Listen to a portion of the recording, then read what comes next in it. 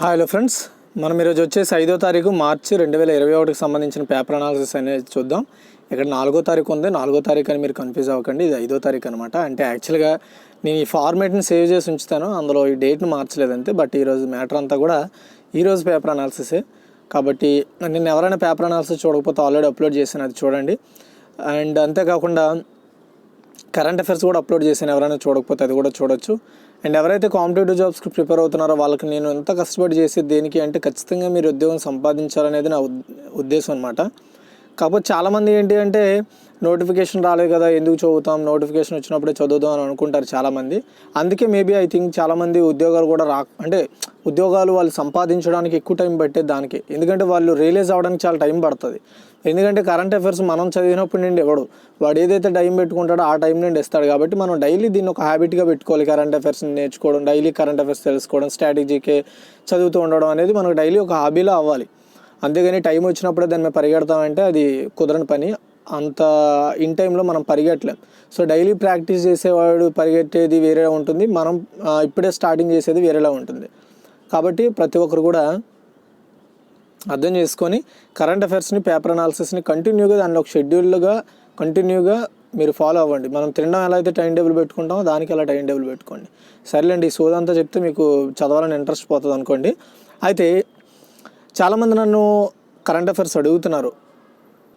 చూడండి, ఎవరికైతే current affairs plus paper analysis ఈ పీడిఎఫ్లు ఎవరికైతే కావాలనుకుంటారో జనవరి అండ్ ఫిబ్రవరి 2021కి సంబంధించిన పేపర్ అనాలిసిస్, కరెంట్ అఫైర్స్ జనవరి ఫిబ్రవరివి పైన కనబడుతున్న ఫోన్పే నెంబర్కి పేమెంట్ చేయండి, మీరు ఫోన్ చేయకండి. సో అది మా బ్రదర్ లిఫ్ట్ చేస్తున్నారు కాల్, తనకు చాలా ఇబ్బందిగా ఉంటుంది అనమాట, ఎందుకంటే తను వేరే వర్క్లో ఉంటాడు. కాబట్టి మీరు కాల్ చేయకండి. మీకు ఏమైనా డౌట్స్ ఉంటే కింద కనబడుతున్న నెంబర్కి మీరు కాంటాక్ట్ అవ్వండి. అంటే వాట్సాప్లో మీరు నాకు కాంటాక్ట్ అవ్వచ్చు, కాల్ చేయకండి అనవసరంగా. వాట్సాప్లో మీరు నాకు మెసేజ్ చేయండి మీకు ఏం డౌట్ ఉంటే ఒకవేళ, అంతేగాని అనవసరంగా కాల్స్ మెసేజ్ చేయకండి.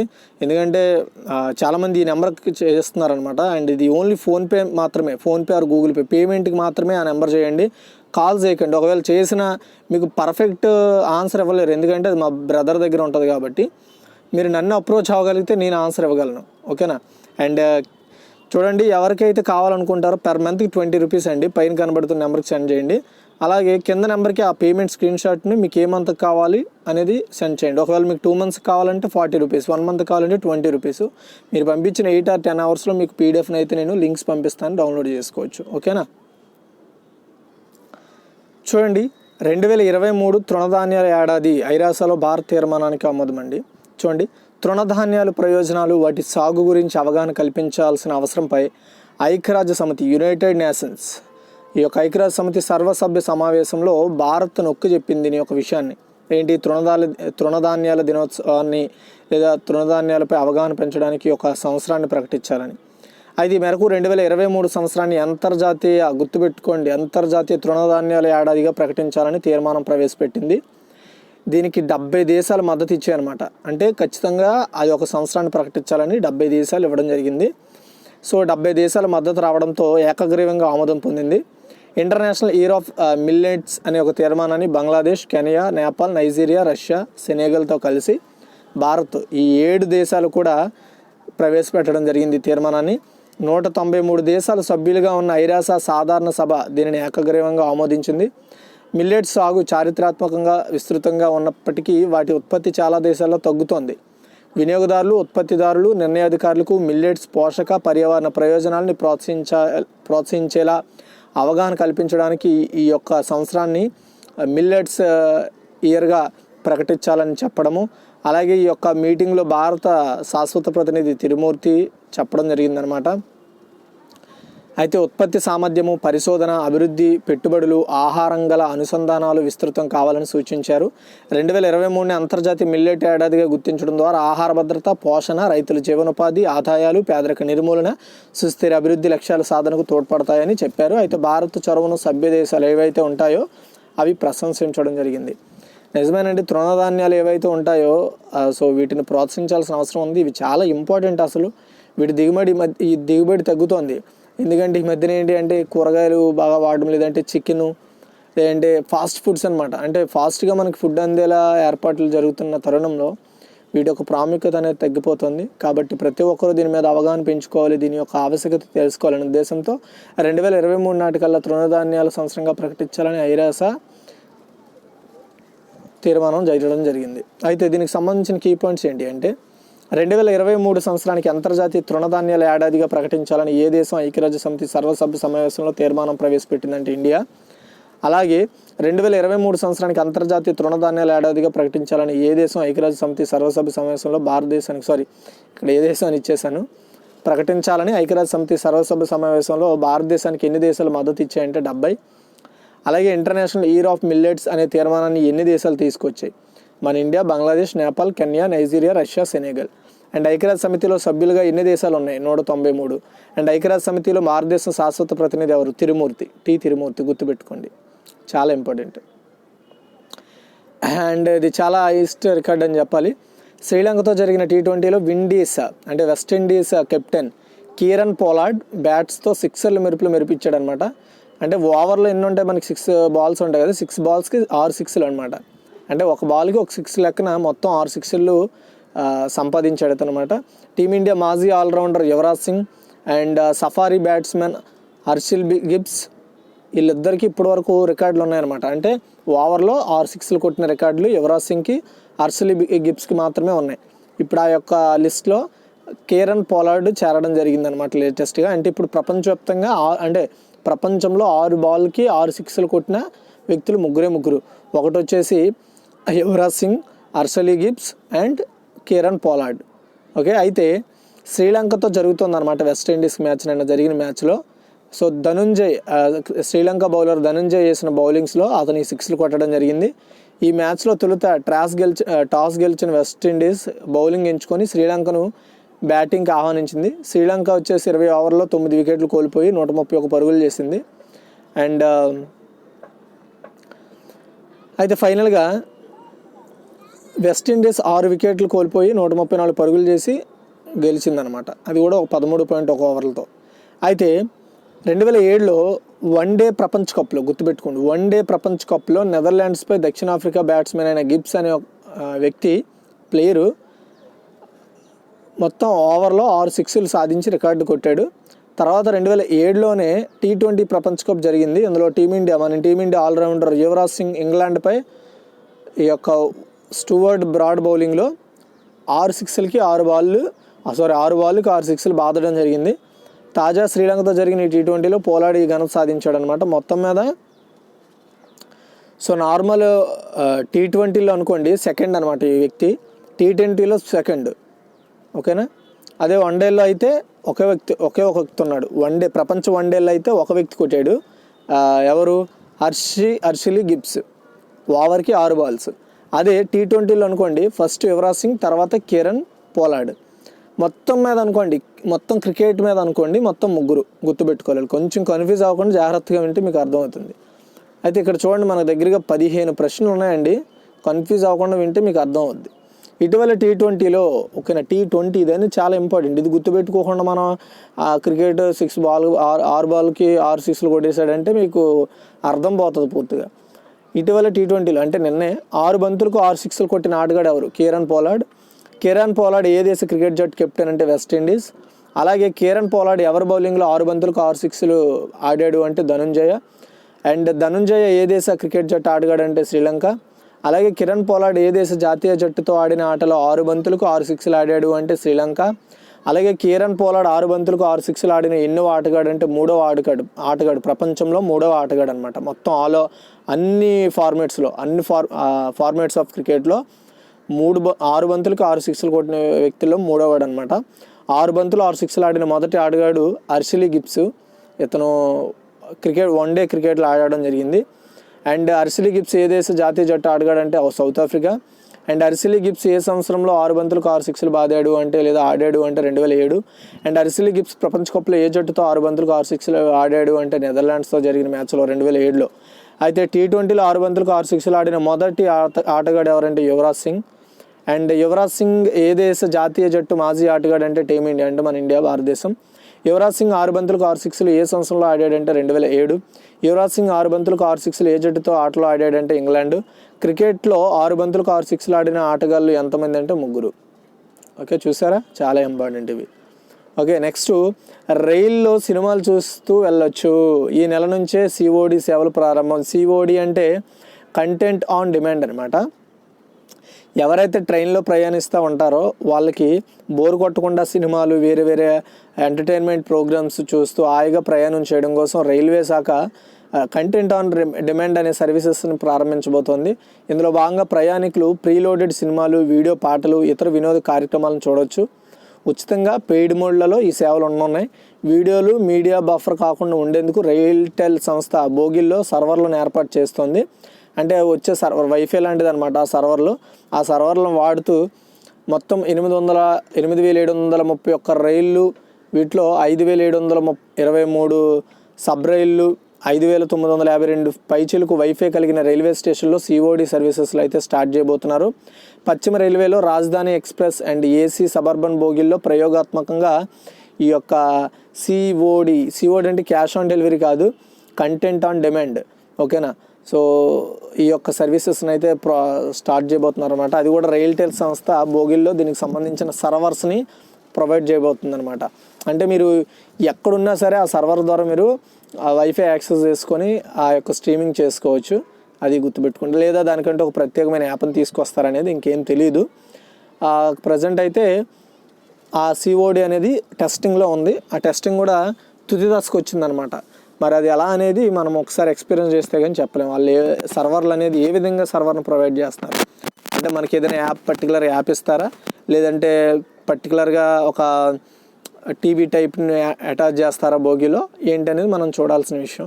బట్ అలా అయితే అందరికీ అన్కంఫర్టబుల్గా ఉంటుంది కాబట్టి ప్రత్యేకంగా దీనికోసం ఒక యాప్ను లేదంటే వైఫైను ప్రొవైడ్ చేసే అవకాశం ఉంది.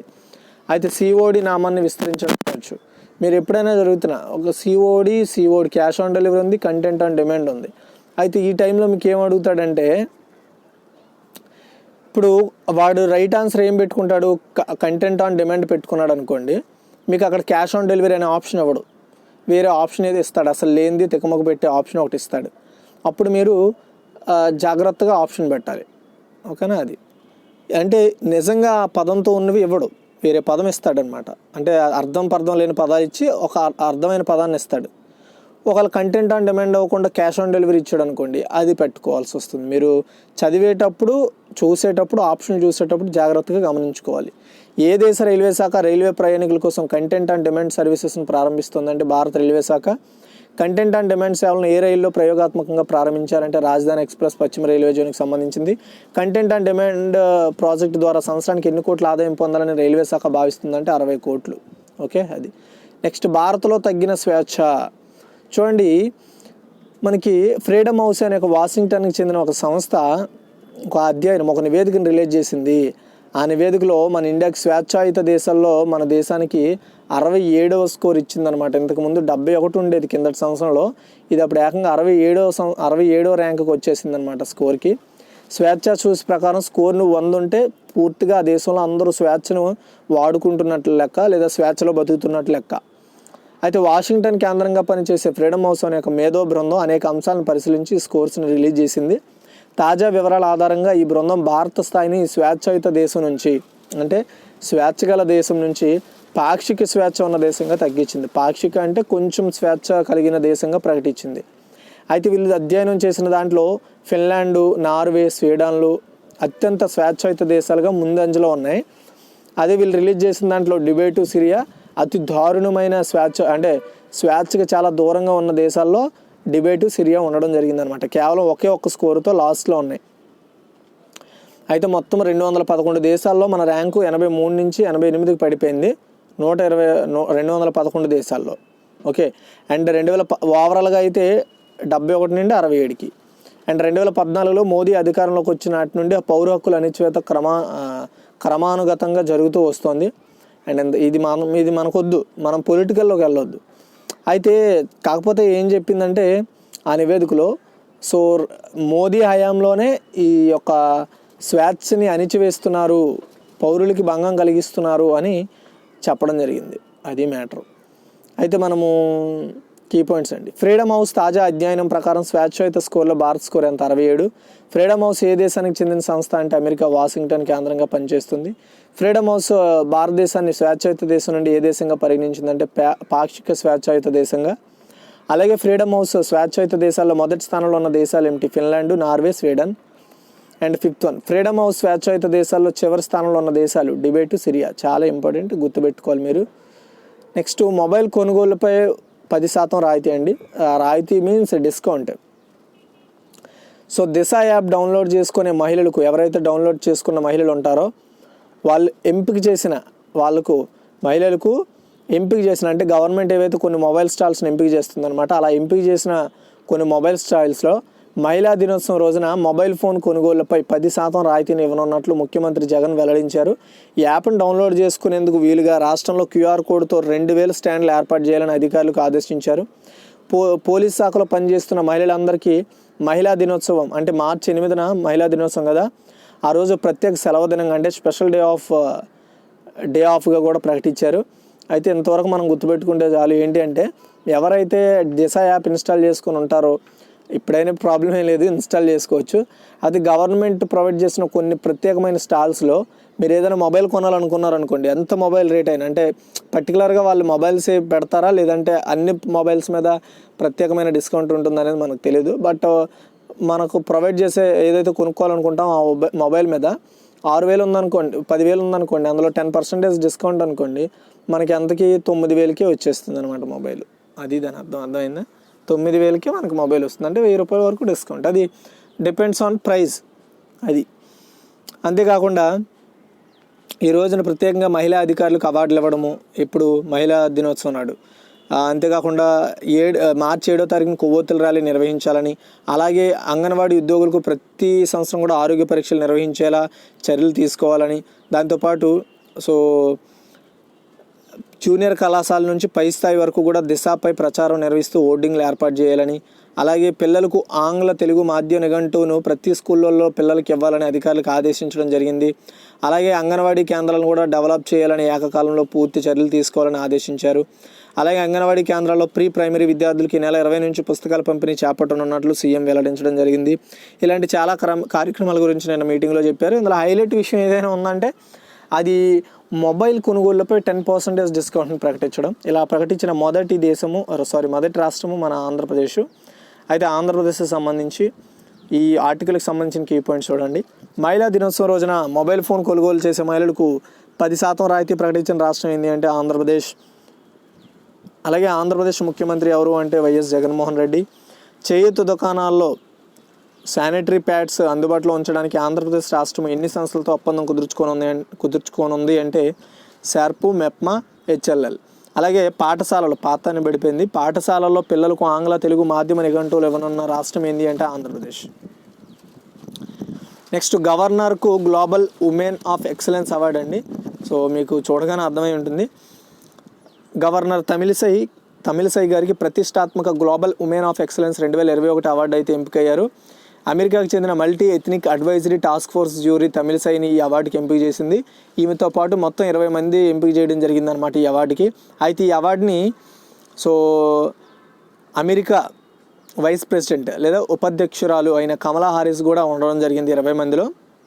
అయితే ఇక్కడ కేవలం మనకి ఆర్టికల్ 2 పేర్లు మెన్షన్ చేశారు. ఒకటి తమిళిసై సౌందర్యరాజన్, ఇంకోటి వచ్చేసి కమలా హారిస్. అయితే చూడండి దీనికి సంబంధించిన మ్యాటర్ని చూద్దాము. గ్లోబల్ ఉమెన్స్ ఆఫ్ ఎక్సలెన్స్ 2021 అవార్డుకు ఎంపికైన గవర్నర్ ఎవరు? తమిళిసై సౌందర్యరాజన్. తమిళిసై సౌందర్యరాజన్ ఏ రాష్ట్ర governor? Telangana.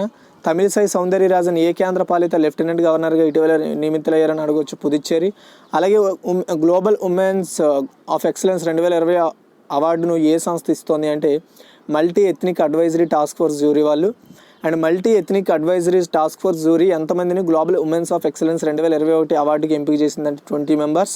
Global women's of excellence 2021 అవార్డుకి ఎంపికైన కమలా హారిస్ ఏ దేశ ఉపాధ్యక్షురాలు అంటే United States of America. Okay, గుర్తుపెట్టుకోండి. నెక్స్ట్ QS టాప్ 100లో 12 భారతీయ వర్సిటీలు అండి. చూడండి, QS world university rankings 2021 top 100 యూనివర్సిటీల్లో 12 భారతీయ యూనివర్సిటీలు చోటు సంపాదించుకున్నాయి. అందులో మెట్రోలియం ఇంజనీరింగ్లో ఐఐటి మద్రాస్కి వచ్చేసి 30th ప్లేస్ ఇవ్వడం జరిగింది. అలాగే ఐఐటి ముంబైకి వచ్చేసి 41th ప్లేస్ ఇవ్వడం జరిగింది. ఓకే, మొత్తం 12 యూనివర్సిటీల్లో 2 యూనివర్సిటీలకు, ఒక యూనివర్సిటీకి టాప్ 100లో ఉన్న ఐఐటి మద్రాస్, అలాగే ఐఐటి బాంబే అనమాట, గుర్తుపెట్టుకోండి. చూడండి, అయితే ఐఐటి బాంబే 41వ స్థానంలో ఉంది, మద్రాస్ వచ్చేసి ఐఐటి మద్రాస్ వచ్చేసి 30వ స్థానంలో ఉంది. ఎందులో ఇది టాప్ 100లో, క్యూఎస్ టాప్ 100లో ఉన్న 12 భారతీయ యూనివర్సిటీల్లో ఈ 2 అత్యధిక స్థానంలో ఉండడం జరిగిందనమాట. కేంద్ర ప్రభుత్వం ఉన్నత విద్యలో తీసుకొచ్చిన మార్పుల ఫలితంగానే ఇది సాధ్యమైందని కేంద్ర విద్యాశాఖ మంత్రి రమేష్ పోఖ్రియాల్ నిశాంక్ చెప్పడం జరిగిందనమాట. క్యూఎస్ ర్యాంకింగ్స్లో యూనివర్సిటీ ఆఫ్ హైదరాబాద్ ఇంగ్లీష్ విభాగంలో టాప్ 300లో చోటు సంపాదించింది. ఓకే, ఇంగ్లీష్ విభాగంలో. అయితే దీనికి సంబంధించిన కీ పాయింట్స్ చూద్దాము. క్యూఎస్ వరల్డ్ యూనివర్సిటీకి ర్యాంకింగ్స్ 2021 టాప్ 100 విశ్వవిద్యాలయాల్లో భారతదేశానికి చెందిన ఎన్ని విశ్వవిద్యాలయాలు ఉన్నాయంటే 12. అలాగే QS world university rankings 2021 petroleum ఇంజనీరింగ్లో ఐఐటి మద్రాస్ ఎన్నో స్థానంలో ఉందంటే 30. ఇదే విభాగంలో పెట్రోలియం ఇంజనీరింగ్లో ఐఐటి బాంబే వచ్చేసి 41వ స్థానంలో ఉంది. అయితే కేంద్ర విద్యాశాఖ మంత్రి ఎవరండి? రమేష్ పోఖ్రియాల్ నిశాంక్. నెక్స్ట్ వచ్చేసి చూడండి, అత్యంత ప్రతిష్టాత్మకమైన public relations society of India వాళ్ళు ఇచ్చే జాతీయ అవార్డుకు హైదరాబాద్ మెట్రో కైవసం చేసుకుంది. 2020లో social media for PR and branding విభాగంలో మొదటి బహుమతిని L and T metro rail Hyderabad limited లభించింది. ఈ బహుకరణ సమావేశంలో ఉత్తరాఖండ్ రాష్ట్ర గవర్నర్ బేబీ రాణి మౌర్య, కేంద్ర విద్యాశాఖ మంత్రి రమేష్ పోఖ్రియాల్ నిశాంక్ అండ్ పిఆర్ఎస్ఐ అధ్యక్షులు డాక్టర్ అభిజిత్ పాఠక్ పాల్గొన్నారు. ఈ సందర్భంగా ఎల్ఎన్టీఎంఆర్ఎల్ ఎండి కేవీబీ రెడ్డి మాట్లాడుతూ ప్రతిష్టాత్మకమైన పిఆర్ఎస్ఐ జాతీయ అవార్డు అందుకోవడం చాలా గౌరవంగా ఉందని చెప్పడం జరిగిందనమాట. ఇది గుర్తుపెట్టుకోండి. అయితే దీనికి సంబంధించిన కీ పాయింట్స్ ఏంటంటే పిఆర్ఎస్ఐ నామాన్ని విస్తరించండి అని అడగొచ్చు. Public relations society of India. అలాగే public relations society of India ప్రతిష్టాత్మక జాతీయ అవార్డును అందుకున్న మెట్రో రైల్ సంస్థ ఇదంటే హైదరాబాద్ మెట్రో. ఉత్తరాఖండ్ ప్రస్తుత గవర్నర్ ఎవరు అంటే బేబీ రాణి మౌర్య. కేంద్ర విద్యాశాఖ మంత్రి ఎవరంటే రమేష్ పోఖ్రియాల్ నిశాంక్. అలాగే public relations society of India అధ్యక్షుడు ఎవరు అంటే doctor Ajit Pathak. And LTMRL నామాన్ని విస్తరించండి అని అడగొచ్చు. L and T metro rail Hyderabad limited. అలాగే L and T metro rail Hyderabad limited ప్రస్తుత ఎండి ఎవరంటే కేవీబీ రెడ్డి. ఓకేనా, ఇది. అండ్ ఎడిటోర్లు అండి లాస్ట్గా. చాలా ఇంపార్టెంట్ అయిన ఎడిటోర్లు అనమాట ఇది. డేటా నిర్వహణపై తొలగిన నియంత్రణ. ఏ నియంత్రణ తొలగింది ఏంటి అనేది ఒకసారి మనం చూద్దాము, దాని గురించి క్లారిటీగా తెలుసుకుందాము. అండ్ చూడండి, మనం తెలియని దారుల్లో ప్రయాణం చేస్తున్నప్పుడు గమ్యస్థానం చేరేందుకు గ్లోబల్ పొజిషనింగ్ సిస్టమ్, దీన్ని జీపీఎస్ అంటాం కదా. మనకి జీపీఎస్ అనేది మ్యాప్స్లో అమరుస్తూ ఉంటారు, లేదా మనల్ని ఫైండ్ అవుట్ చేయడానికి కూడా ఈ జీపీఎస్ అనేది ఉపయోగపడుతుంది, ఎక్కడున్నా ఏంటనేది తెలుసుకోవడానికి. దీనికి పూర్తి పేరు వచ్చేసి గ్లోబల్ పొజిషన్ సిస్టమ్ అనమాట, జీపీఎస్ అంటే. దీన్ని ఉపయోగిస్తాము. అయితే జీపీఎస్ అనేది భూతాల సమాచారానికి అంటే జియో స్పేషియల్ డేటా సంబంధించిన ఒక సాధనం. పారిశ్రామిక పర్యావరణ అవసరాలను, అభివృద్ధి ప్రణాళికను రూపకల్పనకు, దూర ప్రాంతాల్లో మౌలిక సదుపాయాల కల్పనకు, ప్రకృతి విపత్తులను ఎదుర్కోవడానికి, పేదలకు సంక్షేమ సేవలు అందించేందుకు, ఇంకా ఎన్నో ఇతర రంగాల అవసరాలకు రిమోట్ సెన్సింగ్, ఉపగ్రహాలు వంటి సాధనాలు సమకూర్చే పటాలు, సమాచారాన్ని వినియోగిస్తాం. ఇలాంటి సమాచారాన్ని జియో స్పేషియల్ డేటాగా వ్యవహరిస్తారు, గుర్తుపెట్టుకోండి. ఎంతటికి ఇప్పుడు మనం ఎక్కడెక్కడ వాడుతున్నామో దాన్ని ఆ వాడడాన్ని జియో స్పేషియల్ డేటాగా అంటామన్నమాట. అయితే వర్తమాన ప్రపంచంలో ఈ డేటా లేకుండా ఆర్థిక, సాంఘిక అభివృద్ధి ప్రణాళికలు రూపకల్పన సాధ్యం కాదు. అయితే మన దేశానికి సంబంధించి ఇలాంటి సమాచారాన్ని విదేశీ సంస్థలే రూపొందిస్తాయి. మన భూతాలన్నీ శోధించి గ్రహించిన సమాచారాన్ని విదేశీ కంపెనీలు అంతర్జాలం ద్వారా మనకి అమ్ముతూ ఉంటాయి. అభివృద్ధి ప్రాజెక్టుల రూపకల్పనకు సమాచార కొరతతో ఎన్నో ఇబ్బందులు ఎదుర్కొంటున్న ప్రభుత్వ, ప్రైవేటు సంస్థలు, పరిశోధన కేంద్రాలు జియో స్పేషియల్ విధానంలో సంస్కరణల కోసం ఎన్నో ఏళ్ళుగా ఎదురుచూస్తున్నాయి. ఈ క్రమంలో జియో స్పేషియల్ సమాచార నిబంధనలన్నీ కూడా సరళీకరిస్తూ ఫిబ్రవరి 15న కీలక నిర్ణయం తీసుకుంది సెంట్రల్ గవర్నమెంట్. అందుకు సంబంధించిన మార్గదర్శకాలను రిలీజ్ చేసింది. దీంతో భూతల పటాలు అంటే భూమి పటాల తయారీ, జియో స్పేషియల్ డేటా ఉత్పత్తిపై ప్రభుత్వం నియంత్రణలు తొలగిపోయాయి. అంటే ఎవరైనా వాడుకోవచ్చు అనమాట. అది డేటా నిర్వహణపై స్వదేశీ ప్రైవేట్ కంపెనీలకు, వ్యక్తులకు, పరిశోధన సంస్థలకు పూర్తి స్వేచ్ఛ లభించింది. చెప్పాను కదా, ఎవరైనా వాడుకోవచ్చు. ఇంకా కొత్త విధానంతో జియో స్పేషియల్ రంగంలో నూతన ఆవిష్కరణలకు అవకాశాలు మెరుగవుతాయి. ఆర్థిక వృద్ధి కూడా వేగం పుంజుకుంటుంది. అయితే ఇకపై భారత పౌరులు, సంస్థలు మన దేశ భూతలానికి సంబంధించిన సమాచార సేకరణ చేయొచ్చు, పటాలను రూపొందించుకోవచ్చు, భద్రపరిచి పంచుకోవచ్చు, బాహుళ్యంలో ఉంచవచ్చు, అవసరాలను వినియోగించుకోవచ్చు. ఎలాంటి ముందస్తు అనుమతులు అవసరం కూడా లేదు దీనికి. ఓకే, విదేశీ కంపెనీలు భారత కంపెనీల వద్ద సమాచారాన్ని సేకరించి భారత్లో వినియోగదారుల కోసమే ఉపయోగించాల్సి ఉంటుంది. భారత కంపెనీలు, వ్యక్తులు, పరిశోధన సంస్థలు కేంద్ర ప్రభుత్వ మార్గదర్శకాలు పాటించినట్లు స్వీయ ధృవీకరణ ఇస్తే సరిపోతుంది. సమాచార తయారీ ప్రక్రియపై ఎలాంటి ప్రభుత్వ పర్యవేక్షణ, నియంత్రణ ఉండదు. గతంలో జియోస్పేషియల్ విధానం 2016 నిబంధనల ప్రకారం డేటా తయారీ పూర్తిగా ప్రభుత్వం చేతిలో, భారత సర్వే సంస్థ ఆధిపత్యంలో ఉండేది. కఠినమైన నిబంధనలు ఉండేవి. ఫలితంగా అభివృద్ధి ప్రాజెక్టుల నిర్మాణంలో విపరీత జాప్యం జరిగేది. సమాచార కొరత ప్రణాళిక రూపకర్తలను వేధించేది. ఇప్పుడు నూతన జియోస్పేషియల్ విధానం ఆకర్షణీయమైన నగరాలు, డిజిటల్ ఇండియా, అత్యాధునిక ప్రజా రవాణా, లాజిస్టిక్స్, ఈకామర్స్, వ్యవసాయ మౌలిక వసతుల కల్పన, ప్రకృతి విపత్తుల నివారణ, పర్యావరణ, విద్యుత్, నీరు, కమ్యూనికేషన్ మొదలైన అనేక రంగాల అభివృద్ధికి కీలకమవుతుందన్నమాట. అయితే పరిశోధన సంస్థలకు, ప్రైవేటు ప్రభుత్వ రంగాలకు లబ్ధి కలుగుతుంది. ఎందుకు లబ్ధి కలుగుతుంది మీకు అర్థం కాకపోతే ఒక్కసారి చెప్తాను చూడండి. సో ఇప్పుడు మన దేశం లేదా వేరే దేశాలు ప్రత్యేకంగా ఒక శాటిలైట్ ద్వారా మన భూమికి సంబంధించి కావచ్చు మొత్తం జీపీఎస్ యాక్సెస్ అంతా కూడా ఓన్లీ ప్రభుత్వ హయాంలో ఉండేది. ఇన్ కేసు ఎవరైనా ఒక యాప్ డెవలపర్ ఉన్నాడు, ఒక కంపెనీ యాప్ డెవలప్ చేయాలనుకుంటుంది, ఏంటి మ్యాప్స్ అనుకుందాం, ఫర్ సపోజ్ మ్యాప్స్ని డెవలప్ చేయాలనుకుంటున్నారు. లేదో ఫర్ ఎగ్జాంపుల్ స్విగ్గీయో జొమాటో తీసుకోండి, వాళ్ళు ఎలా మన లొకేషన్ ఫైండ్ అవుట్ చేస్తున్నారు, జీపీఎస్ ద్వారా కదా. అయితే ఆ జీపీఎస్ని పొందాలనుకుంటే, ఆ యొక్క వివరాలని, ఆ డేటాని ఆ పలానా కంపెనీ వాళ్ళు పొందాలనుకుంటే ప్రభుత్వము ప్రభుత్వ నియంత్రణలో ఉండే సంస్థ ఈ రెండింటిలో సంబంధించిన అప్రూవల్స్ తీసుకోవాల్సి ఉండేది మొన్నటి వరకు. వీళ్ళు అప్రూవల్స్ ఇస్తేనే వాటి చెక్ చేసి మరి ఎంతవరకు పరిమితిలో వాడతారు, దేనికి వాడతారు, అవన్నీ పెద్ద ప్రాసెస్ అనమాట. ఆ ప్రాసెస్ అంతటికీ కూడా మనం ప్రభుత్వము యొక్క పర్మిషన్ తీసుకోవాల్సిన పరిస్థితి ఉండేది. ఆ పరిస్థితి నుండి ఇప్పుడు రీసెంట్గా తీసుకొచ్చిన జియోస్పేషియల్ కొత్త రూల్స్, మార్గదర్శకాల ప్రకారమే ఇంకెవ్వరి పర్మిషన్ అవసరంలా, మనం ఒకే ఎన్ఓసి అంటే మన వ్యక్తి పరంగా సర్టిఫికేషన్ ఇచ్చుకోవాలన్నమాట. ఓకే, పర్సనల్ సర్టిఫికేట్ ఇచ్చుకోవాలి, పీసీ. సో అంటే మేము దీనికి వాడుకోవాలనుకుంటున్నాం అనేది ఒక లెటర్ పెట్టేయడం అంతే గవర్నమెంట్కి, దాని ద్వారా మనం యాక్సెస్ చేసుకోవచ్చు. ఓకే, అది సో అదే దీనిమాట. అంటే దీని ద్వారా ఏంటంటే కొత్త కంపెనీలు వాళ్ళు ఏదైనా వ్యాపారం పెట్టుకోవాలనుకున్నా, ఏదైనా చేయాలనుకున్నా, సో ఎవరు ఈ ప్రమేయం లేకుండా వాళ్ళు యాక్సెస్ చేసుకోవచ్చు ఆ డేటాని. ఓకేనా, సో అది మ్యాటర్ ఇక్కడ చెప్తుంది. అయితే జియోస్పేషియల్ సమాచారంలో ఖచ్చితత్వం, నాణ్యత చాలా అవసరం. వివిధ సంస్థలు సృష్టించిన సమాచారంలో నాణ్యత, సాధికారత, విశ్లేషణ తదితర సమస్యలు ఉంటాయి. వాటి పరిష్కారానికి ఒక కేంద్రీకృత ఏజెన్సీ ఉండాలి. సాధారణంగా జియోస్పేషియల్ సమాచారం సంక్లిష్టంగా, సామాన్యుడికి అర్థం కాని రీతిలో ఉంటుంది. దీన్ని సరళంగా రూపొందించి ప్రాంతీయ భాషల్లో అందుబాటులో ఉంచాలి. నూతన విధానంలో ఉన్న అనుకూలత వల్ల సమాచార విస్ఫోటనం సంభవించే అవకాశం కూడా ఉంది. దేశ భద్రతా దృష్ట్యా పౌర రక్షణ అంశాలు ప్రతిపాదికన వర్గీకరణ ఉండాలి. అంటే ఎవరు ఏం వాడాలి, ఎవరు ఏదేది వాడాలి అనేది కూడా వర్గీకరణ ఉండాలని చెప్తున్నారు. ఇప్పుడు పెద్ద కంపెనీ వాడాల్సిన డేటాను ఏదో ఒక పర్టికులర్ ఒక పర్సన్ యొక్క ఇంటిని పర్యవేక్షించడానికో అలాంటి వరస్ట్ థింకింగ్తో పని చేయకూడదు అనమాట. అది వీళ్ళు చెప్తున్నారు. విశ్వవిద్యాలయాల్లో మరిన్ని కోర్సులు రూపకల్పన జరగాలి. వీటి మీద నూతన విధానం విలువైన సమాచారాన్ని అందుబాటులోకి తీసుకురావడమే కాకుండా దేశానికి అదనపు ఆదాయాన్ని సృష్టించగలుగుతుంది. అయితే ఈ రంగం ఏటా 15% పెరుగుదలతో 2025 నాటికి 10 లక్షల మందికి ఉపాధి కల్పించనుందని అంచనా. మన జియోస్పేషియల్ ఆర్థిక వ్యవస్థ విలువ రెండింతలు కావాల్సి ఉంది. అందుకోసం స్వదేశీ పరిశ్రమ వృద్ధితో పాటు ఎగుమతులు పెరగాలి.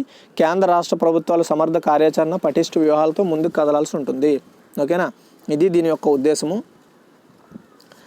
సో కాకపోతే ఇక్కడ చిన్న మిస్లీడింగ్ జరిగే అవకాశాలు ఉన్నాయి. మరి చూడాలి ప్రభుత్వం వాటికి ఎలాంటి చర్యలు తీసుకుంటుంది అనేది. ఎందుకంటే డేటా నిర్వహణపై నియంత్రణ తొలగింది. అంటే దాన్ని ఎవడు కంట్రోల్ చేయట్లే. ఇప్పుడు ఎవరైనా సరే ఒక మనిషిని తీసుకోండి, ఒక మనిషిని పేరెంట్స్ని కంట్రోల్ చేయలేదనుకోండి, వాడు ఎలా తయారవుతాడు? వాడు ఫ్రెండ్స్ చెప్పినట్లు తాగడమో, లేదంటే స్మోక్ చేయడమో, లేదంటే అమ్మాయిలతో అసభ్యంగా ప్రవర్తించడమో, ఏదో ఒకటి. వాడికి ఎందుకంటే అడిగేవాడు ఉండడు, చెప్పేవాడు ఉండడు, మాట్లాడేవాడు ఉండడు అనేటట్టుగా ఉంటుందన్నమాట. నియంత్రణ వదిలేయడం అనమాట. రూల్స్కి కన్నాలు పెట్టడం అనేది ఇదే. ఇలా ఉంటుంది పరిస్థితి. సో చూద్దాం, ఎవరైతే డేటా నిర్వహణ ఏదైతే ఉందో మన ఇండియాకి సంబంధించిన జియోస్పేషియల్ రంగంలో ఎవరైతే వర్క్ చేయాలనుకుంటున్నారో వాళ్ళకి ఇది ఒక మంచి అవకాశం అనమాట. అంటే కొత్త యాప్స్, ఇన్నోవేషన్ థాట్స్తో ముందుకు వచ్చే యువతలకి ఇది చాలా బాగుంటుంది. సో ఇది గైస్ ఈరోజు వీడియో నచ్చితే లైక్ చేసి షేర్ చేసి మరిన్ని అప్డేట్స్ కోసం మన ఛానల్ ఫాలో అవ్వండి. Thanks for watching.